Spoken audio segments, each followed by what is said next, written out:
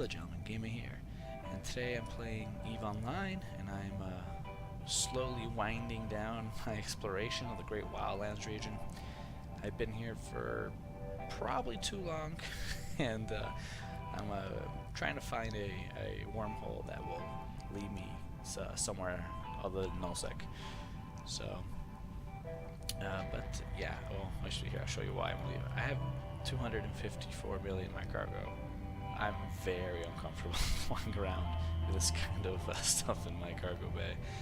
So, new wormhole, to low sec or high sec or somewhere out of here would be fantastic. So, if Bob can do that for me, it'd be great. But today I wanted to talk about the Thukker Tribe. I've been going through the history a little bit of the Thukker Tribe. I want to see a little bit, a lot of information. And I wanted to make a talk about them a little bit. And I think that right now, presently, the Thukker Tribe can be described with one word as nomadic. They are very nomadic. They enjoy the lifestyle, and that they've had this lifestyle. Well, the majority, not all of them, stick to it, of course, but they had this lifestyle for quite a while. And there's even records that go pre-Amarr occupation that they were caravan riders on the planet, going back and forth between the settlements. And the Amarr play obviously a pivotal role. If you know anything about the New Eden history, the Amarr play a big role in the history of the Minmatar, and not really a positive one. So not a positive one at all. Now, the Amarr discovered the Minmatar in 22,355 AD. Now, the first contact between the two, the Amarr call it the Day of Darkness. Now, it's called that because there were some unusually strong storms that were seen that day. And now, in hindsight, these storms are perceived to have been an ill omen for the events to come. Now, that gives you an idea of what's going to happen next.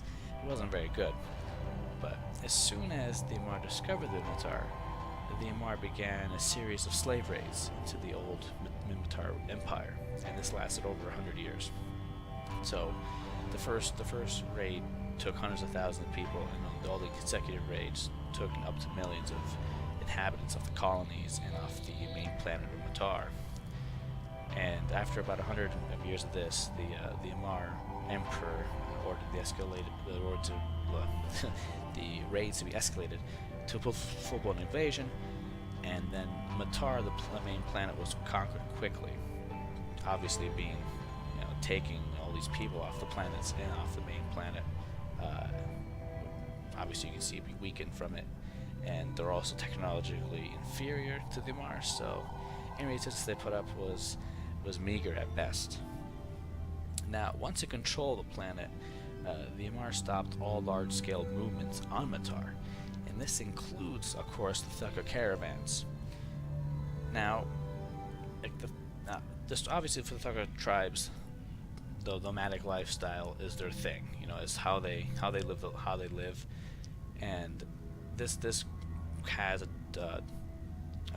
fragmentary effect on them, because the other caravans meet with each other at the way stations, or in between the towns, or in the settlements. And once you stop that, they're suddenly isolated from each other. And of course, this is obviously bad for the Thukker tribe. And it's also pretty bad for Minmatar in general. Now, of course, the caravans facilitated trade between the settlements, and trade's always good. But the other thing they also did was facilitate communication between the settlements. And I'm not sure if it was it was like a conscious thing or just a natural outgrowth of them being a caravan. But once it stopped, the settlements themselves became more isolated as well from each other. Now, of course, the Thukker tribe, being nomadic and being used to living on the move, this idea where the Amarr wanted them to be in one spot, and the Amarr kind of had no specific use for the Thukker tribe. They didn't see any good reason to have them around, specifically doing their nomadic lifestyle. So they kind of just tried to mix them into the general population. Now, for the regular Minmatar, the other tribes that were in the settlements, living in one spot, maybe for the rest of your whole life, maybe it was normal. But for the Thukker tribe, this was an immediate infringement on their liberty, much more pronounced, because it hit them very quickly. So a lot of the Thukker tribe, there's been reports of mass escapes and minor rebellions being started up by isolated groups within the tribe itself. And of course, the Amarr didn't like this. They tried to curb this type of behavior. The Amarr used dramatic punishments collectively, and in these punishments for Thukkers trying to escape or cause rebellions, they would punish the other Minmatar tribes alongside the other Thukker tribe as well. So now the Thukker tribe has a reputation in New Eden as being thieves, con artists, or dangerous people, or even just negative in some fashion, or troublemakers in general. Now, a lot of people think this reputation started with this period in time, with the Amarr and these collective punishments, because the history before this, they were pretty positive, facilitating trade and communication. They served a very valuable purpose and a pretty honorable profession. So it seems like this reputation started here. I think the best example, in my opinion, of course, of the Amarr's tendency to do this large, dramatic collective punishments was against the Stark Manor tribe, where they rebelled, and the rebellion was put down by an orbital bombardment, pretty much annihilating the tribe. Obviously, the dramatic collective punishments is an old tactic by slave societies to make the slaves reinforce their own slavery. If you're afraid that one person asks for freedom, and then the other guys get punished, then those other people will stop you from trying to break out of slavery. So it's a very effective tactic. Yeah, and apparently their reputation has held this entire time for being troublemakers in the Thukker tribe. So, but now this lasted for 1,000 years or so. This type of situation for the Minmatar, and in 23,216 AD, the Amarr began to get nervous. The Amarr Empire has pretty much been running off conquest and slavery, using conquest, the loot of conquest, and the slaves to fuel their empire. And after a while, they saw no other targets to go after. The Gallenti being too strong, but also the Qadari being too powerful as well, probably. So they looked at the Jove Empire, and they thought the Jove were hiding weakness behind behind a few, in quotes, technological advancements and secrecy. So they pretty much publicly make this very public that they want to enslave the Jove, and they also tell them where they're going to attack. And the place they want to attack the Jove is a fringe territory of the Jove Empire, which is called Vak'Atioth, which is now only called Actioth. You can actually find that on the map if you're interested in looking at the area. Unfortunately, there's no wreckage behind, so oh well. But so they broadcast this stuff out, and I think there's also reports of a disenfranchised or disgruntled admiral that also helps the Jove with the more battle plans. So when they get there, the Amarr have fielded a fleet of 200 ships. It's not a terribly large fleet, battleships, stuff like that. And the Jove had a much smaller fleet, frigates, I believe cruisers, and I believe it's going to be a mothership. Now I'm not sure exactly what a mothership is. I'm thinking it's like a Titan kind of, but I'm assuming it's bigger. For some reason I'm thinking it's bigger. So pretty much happens in the battle. The Amarr one-shot a ship at the beginning. and after that, the other ships pick up speed and start pinning down battleships, and the motherships one-shots them. And this went out over about 6 hours. Now, the Amarr were losing. They found that they were losing pretty quickly, but the Amarr battle doctrine did not allow them to surrender, because if they did, if they retreated and made it back, they would be executed and their families enslaved. So they pretty much lost every man. The whole fleet they lost. Now, this was a pretty crushing blow for the Amarr Empire. Crushing in the sense that it was their first loss, pretty much, to another faction in New Eden. Their first loss militarily. So when the Amarr leadership found out about the news of the battle, they responded by preparing a second invasion fleet. Apparently they didn't think that the second time they would lose again. But as the news of the defeat spread through the Empire, the Minmatar rose up against the Amarr. And with the help of Gallente and apparently a few Jove agents, they managed to lift the occupation of Minmatar. In a few years, they gained most of the old systems of the old Minmatar Empire. Now, the Thukker tribe took part in the actual rebellion, of course,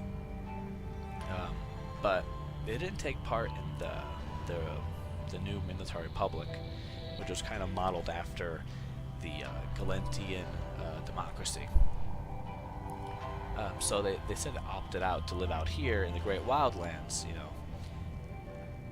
and they had their caravans and their great caravans and living out here instead. Why they did it, I'm not sure, to tell you the truth. It seems kind of weird, but maybe as we go further, there might be a reason why they came out here, for a specific goal. And maybe I'm just wearing a tinfoil hat at the moment, but I do think that maybe they came out here for a specific reason. And so what the next part I've read, I think was pertinent to this, is it goes right to the Empyrean Age in YC 110. Now, this year, well, maybe we should back up a little bit. Not what is YC 110? I actually had to look that up because before I was using AD and the dates. And I'm assuming this is a hangover from the Terran colonists that came through the Eve Gate. In YC 110, YC I believe is the Uli Concord, and when Concord was established, and that was established 110 years ago from this spot in the history. So, just in case you didn't know that, I think it's what it's from. If I'm wrong, I'm sure I'll be corrected in the comments. But in this year, there's a lot of, you see the violence spread across all the factions in New Eden. And the Thukker tribe was not only an exception. From what it looks like, they were the catalyst for a lot of this violence. The Thukker tribe has somehow built an armada. Now, if I understand, they built it with funds smuggled from Gallentian aid. That was supposed to go to infrastructure and this whole, all the stuff you expect the aid to go to. But it didn't go to there. It went to building Titans and Dreadnoughts and a bunch of other support ships. And they were led by a mysterious group called the Minmatar Elders. And I couldn't find a whole lot of information on these. I'm not sure if they're actual people or they're like some sort of like supernatural beings. But they were they're the one leading this fleet with the Thukker tribe. And somehow they bypassed Sinosaural field jammers, and they invaded the Uli system. And the Uli system is where Concord has its headquarters at. And they jumped in there twice. The first time was kind of weird. They jumped in, capital ships, support ships. They encircled the headquarters of Concord, and then a few minutes to jump back out. I'm not sure why they did that. I just maybe could have been a test of some sort. But the second time, a very different situation. They jumped in, all their ships, the system, the Dreadnoughts, Destroyer, the Titan, and they encircled the station again, and they opened fire. So they destroyed the station, and they absolutely crippled the Concord's network, and they're making them unable to respond to attacks around New Eden. Now, when this first happened, no one knew why it happened, why they did it, but it became pretty clear why in an hour or two. Because what they did, it did, as soon as that happened, when they took Concord out of the picture, the 3 fleets immediately invaded Amarr space. One fleet invaded a system, I'm going to try to pronounce this, Jarazi, and they focus on, I believe, the 4th planet. And on that planet, recently in the history, they discovered a sizable population, a viable population, genetically anyway, of the Stark Minmatar Tribe that's been kept there secretly in Minmatar space. So, and the fleet went there to try to rescue them. So they jumped in. They pretty much devitox the slaves by bombing Sorum into the atmosphere. And if you don't know, Vitox is the drug the Amarr use on the Minmatar slaves to keep them in check. And Sorum was the drug produced that is supposed to counteract that. They threw it into the atmosphere and pretty much detoxed them, pretty much. Now, once the news of this spread through the Empire, obviously the Mars were shocked. You know, they have a very superior type mindset. But before they could register it, 2 other fleets jumped into Amarr space. One into Corazon Prime, and a 2nd fleet jumped into Sauron Prime. Now, the Imperial fleet seemed to be rallying here to make some sort of stand against them. And they pretty much fought to a stalemate over the 3rd planet called Mykos, or Mekios, or I think it's I'll go Mekios. And now the Minmatar Thukker tribe had a big problem here because they had transports going down to the planet, picking people up and bringing them back to the other stuff, being enslaved, bringing them back up. And the Titan couldn't use a Doomsday, so it pretty much was an more even fight here. Because this time the Doomsdays had AoE damage, area of effect. When you shot it, ships around them exploded, and they couldn't use it. So they had they pretty much fought to a standstill here. Now, at some point, the Imperial fleet started to withdraw, and the Thukker tribe thought, Elder Thukker fleet, thought they won the day. They pretty much, okay, we beat them back, we broke the navy, so they pretty much accelerated their capture, rescue attempts of the slaves.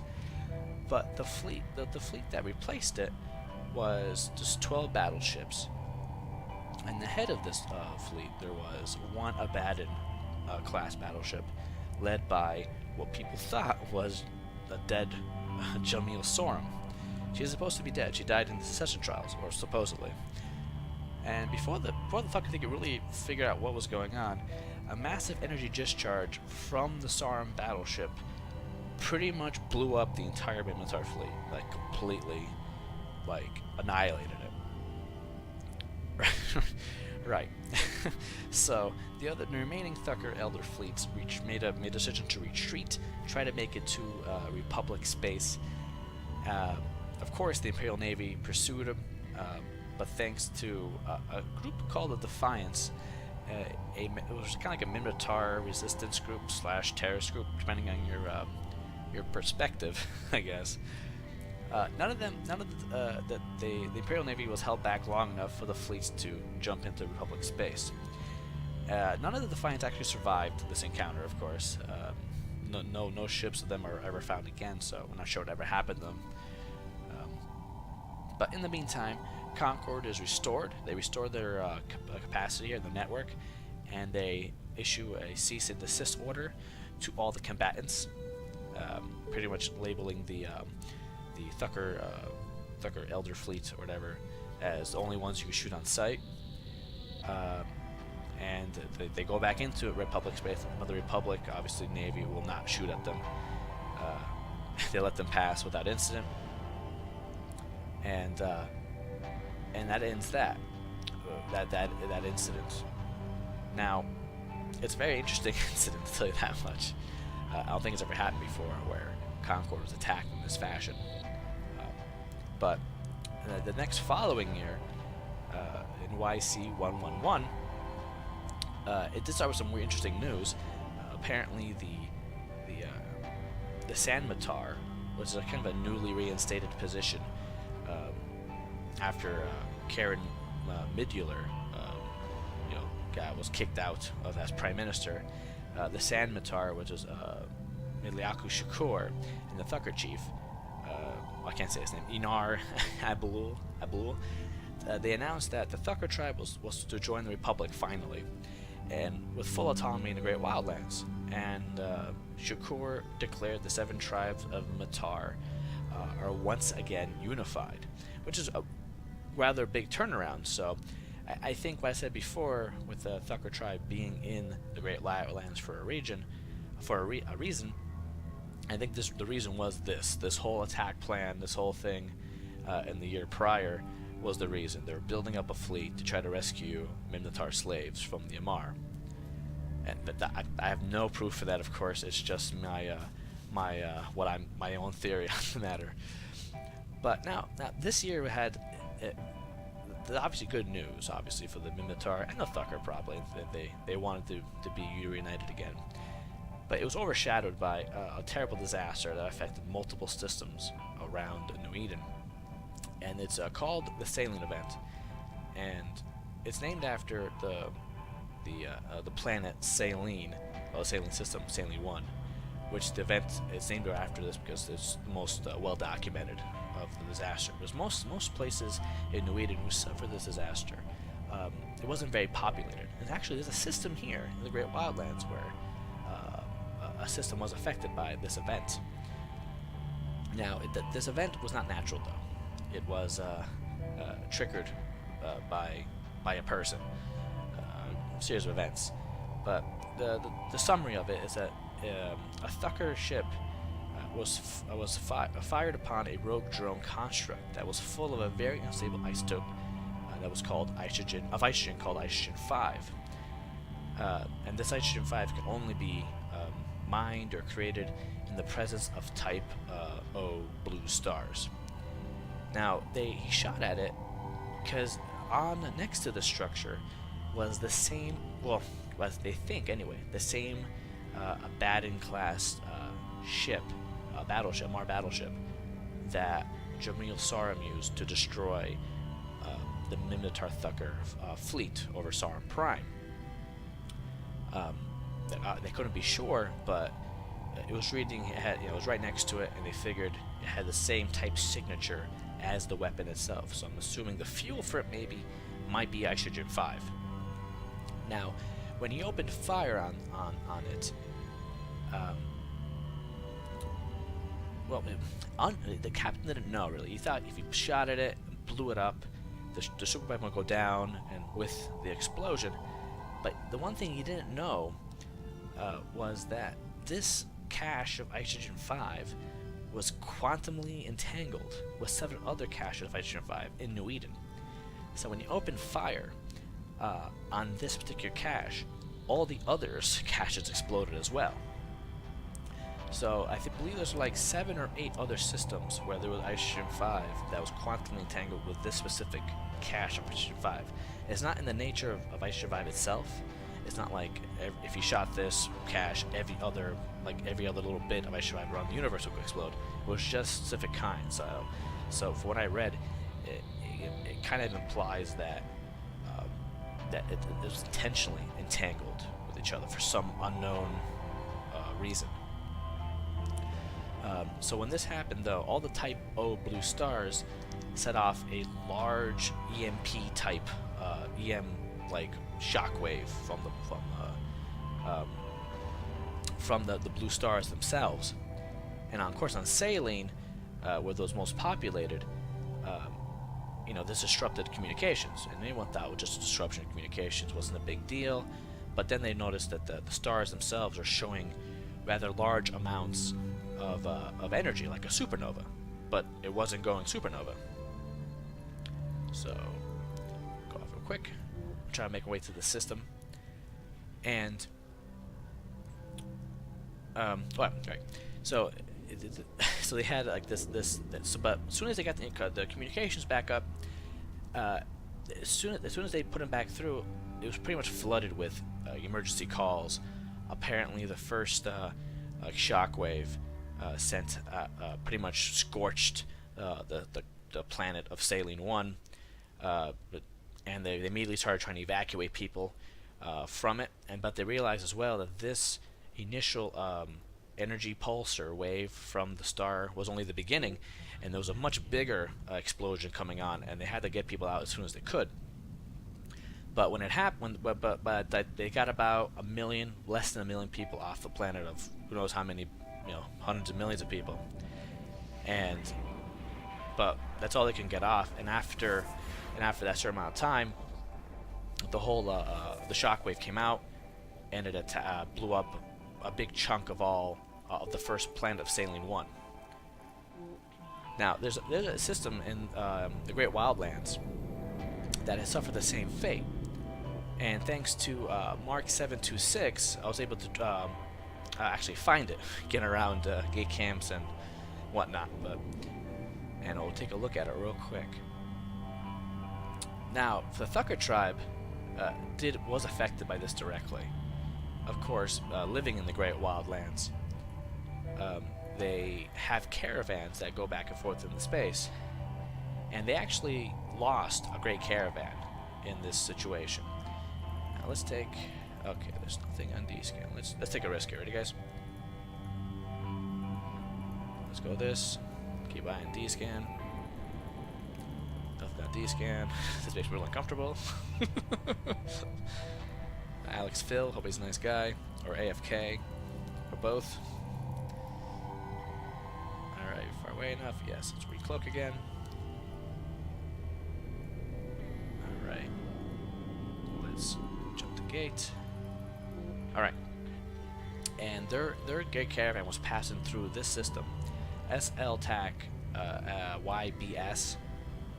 And they lost contact after the initial EM, I guess, pulse from the star. My system is empty. No signatures. Okay. But let's go with this. Ready? Let's see. Maybe I make it a safe spot. I'm not sure. Let's find out. And they're in this system. As you see, it's a Type O blue star. And they're in this system when it happened, and they lost contact. Now, there's been reports, which I have not seen myself, but there's been reports where the actual parts of the Great Caravan have been seen in Thera. Now, why they would see that there, I'm not sure, and how they got there, I'm not sure either. But here's the planet. As you can see, it is a shattered planet. Shattered worlds were once terrestrial planets, torn asunder by an immense cataclysm. All such worlds in the Eden cluster are products of disastrous stellar effects that occurred during the Seyllin incident. However, reports continue to circulate of similar planets discovered in unmapped systems, reached exclusively through unstable wormholes. How these met their fate, if indeed they exist at all, is unknown. So this is the planet that was hit by the Type O blue star in the explosion. So go up to this planet, the sun too. But they're not active, obviously they're destroyed, but they have been seen in Thera. So when the Seyllin incident happened, it tore apart, it tore little fabrics in space-time and made the wormholes, open up into into New Eden. And maybe they took one in there. Maybe parts of the fleet survived and took wormholes in there. But I'm not sure. I never seen them. I've been to Thera a couple times, but I've never seen them before. So, one of my goals when I go to Thera is trying to find the Thukker Great Caravan. But I think I'll stop here, guys. I think I've rambled a bit too much, maybe. And but I had fun making this video. I do like reading about lore. So, but that's it, guys. Thanks for watching. If you liked the video, leave a like. If you like the content, subscribe. And fly safe and fly brave.